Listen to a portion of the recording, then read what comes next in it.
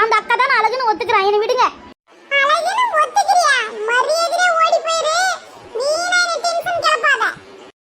நான் மட்டும் அழகுன்னு சொன்னாவே ஒத்துக்க மாட்டீங்களே, போங்க. அக்கா இருந்தாலும் உங்களுக்கு இனிய பிறந்த நாள் நல்வாழ்த்துக்கள், சரிங்களா? நான் போயிட்டு வரேன். எல்லாரும் விடுங்க, அது லூசு போனா போய் போது. நாம வருவோம்.